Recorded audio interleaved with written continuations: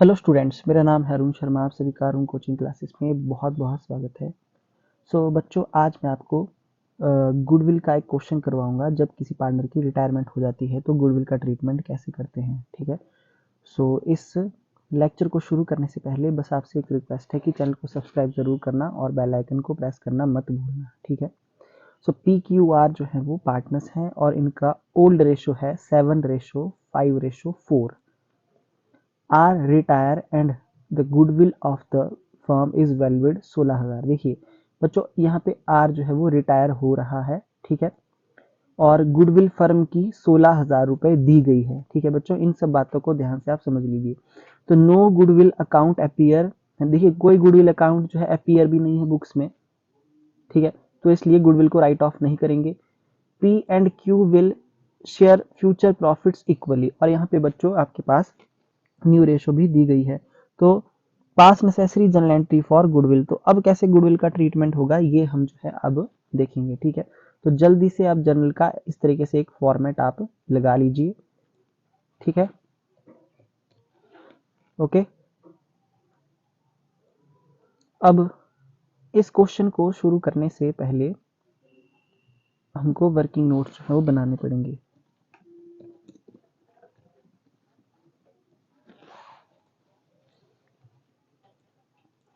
Okay, तो हम यहाँ पे लिख देंगे सबसे पहले क्या, old ratio of P Q and R 7:5:4। और यहाँ पे जो है वो R retire from the firm, है ना। तो आर का जो शेयर है बच्चों वो कितना है, आर का शेयर है 4/16, ठीक है। और हमारे पास यहाँ पे न्यू रेशो पी और क्यू की इक्वली दी गई है। तो new ratio of P and Q is equal to 1:1, ठीक है बच्चों। जब भी आपके पास ऐसा दिया गया हो, न्यू रेशो दी गई हो और आपके पास ओल्ड रेशो भी दी गई हो, तो आपको गेनिंग रेशो कैलकुलेट करनी पड़ सकती है, ठीक है। तो gaining ratio is equal to, gaining ratio कैसे आएगी, new share minus old share, ठीक है।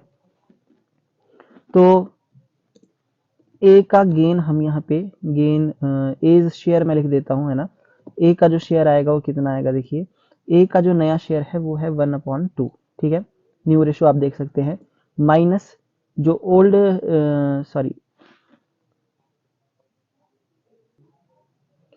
बच्चों ये ए नहीं, ये हमारे पास जो है वो पी है ना।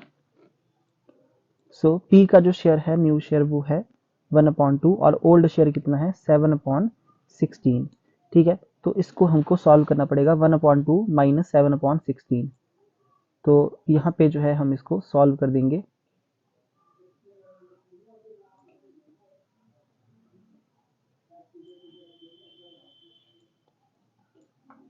One upon two minus 7/16। इन दोनों का जो एलसीएम है वो 16 यहाँ पे हम लिख देंगे, मल्टीप्लाई 8 और मल्टीप्लाई बाय 1।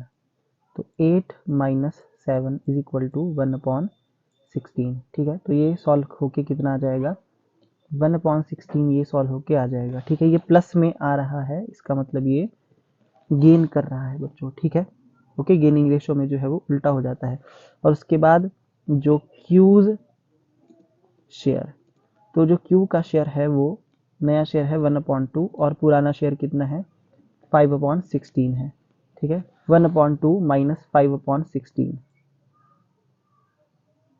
1/2 माइनस 5/16, तो 16 एलसीएम, तो 8 यहाँ पे माइनस 5, ठीक है।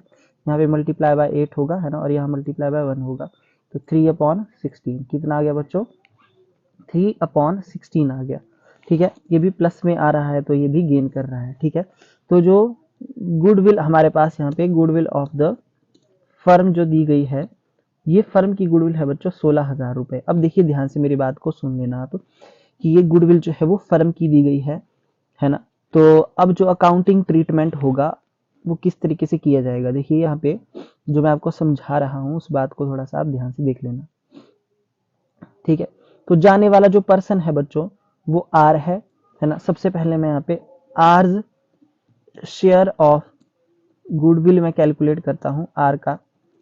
तो देखिए 16,000 फर्म की गुडविल है, मल्टीप्लाई बाय कितना हो जाएगा 4/16। ठीक है, तो इसकी गुडविल का शेयर कितना आ गया 4,000 रुपए। अब बच्चों ध्यान से मेरी बात को सुन लो आप, अगर आप 16,000 से कैलकुलेशन करते हैं है ना, ठीक है, तो इन केस अगर मैं पी का शेयर अब निकालता हूँ, पीज शेयर है ना, पी का शेयर निकालने से पहले मैं आपको ये बता देता हूँ कि जो गेनिंग रेशो है वो कितना आया है। ठीक है, तो आपके सामने जो है गेनिंग रेशो कितना आया है। ठीक है, gaining ratio is equal to 1:3 आया है। ठीक है, अगर बच्चों मैं 1:3 से कैलकुलेशन करना चाहूं तो पी का शेयर कैसे आएगा, P's share of goodwill is equal to 4,000 से मुझे कैलकुलेशन करनी पड़ेगी। ठीक है, और मैं मल्टीप्लाई बाय करूंगा 1/4। गेनिंग रेशो बच्चों गेनिंग रेशो में होगा ये, इज इक्वल टू कितना हो जाएगा 1,000। ठीक है, इसी तरीके से अगर मैं कैलकुलेशन करना चाहूं किसकी, क्यू की। ठीक है, तो क्यू की कैलकुलेशन कैसे होगी, आप देख सकते हैं स्क्रीन पे कि ये जो 4,000 है इसको मैं मल्टीप्लाई करूंगा 3/4 से, है ना, जो गेनिंग रेशो आई है 3/4 से, तो ये कितना हो जाएगा 3,000। ठीक है बच्चों, ओके। अब जो पहले मैं एंट्री पास कर देता हूं उसके बाद मैं आपको बताता हूं। देखिए गेनिंग पार्टनर है, दोनों डेबिट हो जाएंगे ये, है ना। तो पीज का कैपिटल अकाउंट डेबिट करेंगे, यहाँ पे देखिए पीज कैपिटल अकाउंट डेबिट,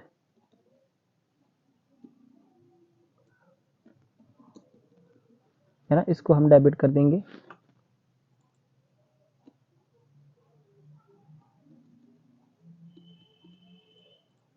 और क्यू के कैपिटल अकाउंट को भी डेबिट करेंगे।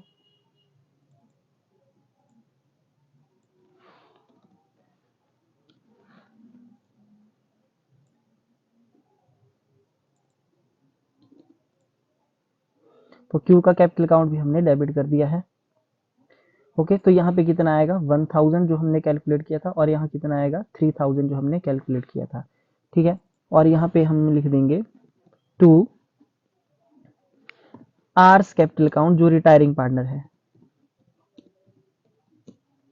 ठीक है, आर्स कैपिटल अकाउंट यहाँ पे हम लिख देंगे।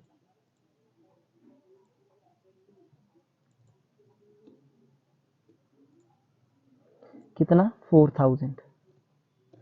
ठीक है, और यहाँ पे लिख देंगे हम नरेशन। देखिए नरेशन क्या लिखेंगे कि retiring partner share of goodwill, है ना, retiring partner share of goodwill adjusted in gaining ratio 1:3। ठीक है बच्चों, इस तरीके से जो है आप क्वेश्चन को कर सकते हैं।